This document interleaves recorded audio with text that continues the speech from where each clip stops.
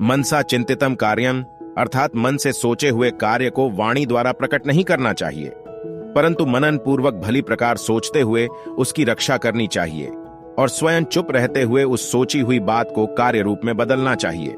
झूठ बोलना, बिना सोचे समझे किसी कार्य को प्रारंभ कर देना, दुस्साहस करना, छल कपट करना, मूर्खतापूर्ण कार्य करना, लोभ करना, अपवित्र रहना और निर्दयता, ये स्त्रियों के स्वाभाविक दोष हैं। स्त्रियों में प्राय ये दोष पाए जाते हैं। वे सामान्य बात पर भी झूठ बोल सकती हैं, अपनी शक्ति का विचार न करके अधिक साहस दिखाती हैं, छल कपटपूर्ण कार्य करती हैं, मूर्खता, अधिक लोभ, अपवित्रता तथा निर्दयी होना, ये ऐसी बातें हैं जो प्रायः स्त्रियों के स्वभाव में होती हैं। ये स्त्रियों के स्वाभाविक दोष हैं, अर्थात अधिकांश स्त्रियों में ये होते हैं। अब तो स्त्रियां शिक्षित होती जा रही हैं, समय बदल रहा है, लेकिन आज भी अधिकांश अशिक्षित स्त्रियां इन दोषों से युक्त हो सकती हैं। इन दोषों को स्त्री की समाज में स्थिति और उसके परिणाम स्वरूप बने उनके मनोविज्ञान के संदर्भ में देखना चाहिए। भोजन के लिए अच्छे पदार्थों का प्राप्त होना, उन्हें खाकर पचाने की शक्ति होना, सुंदर स्त्री का मिलना, उसके उपभोग के लिए काम शक्ति होना, धन के साथ साथ दान देने की इच्छा होना, ये बातें मनुष्य को किसी महान तप के कारण प्राप्त होती हैं। भोजन में अच्छी वस्तुओं की कामना सभी करते हैं, परंतु उनका प्राप्त होना और उन्हें पचाने की शक्ति होना भी आवश्यक है। प्रत्येक व्यक्ति चाहता है कि उसकी पत्नी सुंदर हो, परंतु उसके उपभोग के लिए व्यक्ति में काम शक्ति भी होनी चाहिए। प्रत्येक व्यक्ति चाहता है कि उसके पास धन हो, परंतु धन प्राप्ति के बाद कितने ऐसे लोग हैं जो उसका सदुपयोग कर पाते हैं। धन का सदुपयोग दान में ही है। अच्छी जीवन संगिनी, शारीरिक शक्ति, पौरुष एवं निरोगता, धन तथा वक्त, जरूरत पर किसी के काम आने की प्रवृत्ति आदि पूर्व जन्मों में किन्हीं शुभ कर्मों द्वारा ही प्राप्त होते हैं। तपसः फलम का अर्थ है कठोर श्रम और आत्म संयम।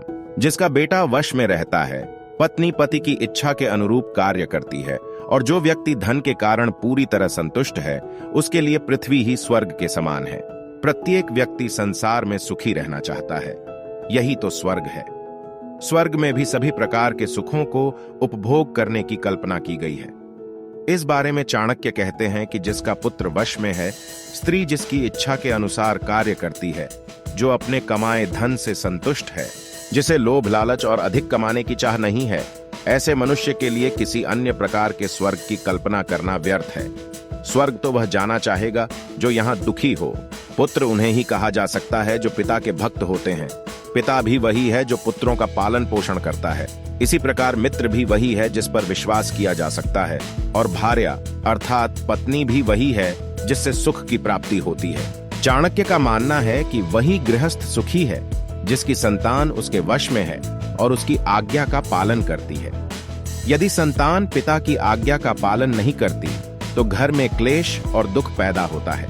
चाणक्य के अनुसार पिता का भी कर्तव्य है कि वह अपनी संतान का पालन पोषण भली प्रकार से करे। जिसने अपने कर्तव्यों से मुंह मोड़ लिया हो, उसे पुत्र से भी भक्ति की आशा नहीं करनी चाहिए। इसी प्रकार मित्र के विषय में चाणक्य का मत है कि ऐसे व्यक्ति को मित्र कैसे कहा जा सकता है जिस पर विश्वास नहीं किया जा सकता, और ऐसी पत्नी किस काम की जिससे किसी प्रकार का सुख प्राप्त न हो तथा जो सदैव ही क्लेश करके घर में अशांति फैलाती हो, जो पीठ पीछे कार्य को बिगाड़े और सामने होने पर मीठी मीठी बातें बनाए। ऐसे मित्र को उस घड़े के समान त्याग देना चाहिए जिसके मुंह पर तो दूध भरा हुआ है परंतु अंदर विष हो। जो मित्र सामने चिकनी चुपड़ी बातें बनाता हो और पीठ पीछे उसकी बुराई करके कार्य को बिगाड़ देता हो, ऐसे मित्र को त्याग देने में ही भलाई है। चाणक्य कहते हैं कि वह उस बर्तन के समान है जिसके ऊपर के हिस्से में दूध भरा है परंतु अंदर विष भरा हुआ हो। ऊपर से मीठे और अंदर से दुष्ट व्यक्ति को मित्र नहीं कहा जा सकता। यहाँ एक बात विशेष रूप से ध्यान देने की है कि ऐसा मित्र आपके व्यक्तिगत और सामाजिक वातावरण को भी आपके प्रतिकूल बना देता है। जो मित्र खोटा है उस पर विश्वास नहीं करना चाहिए, और जो मित्र है उस पर भी अति विश्वास नहीं करना चाहिए, क्योंकि ऐसा हो सकता है कि वह मित्र कभी नाराज होकर सारी गुप्त बातें प्रकट कर दे।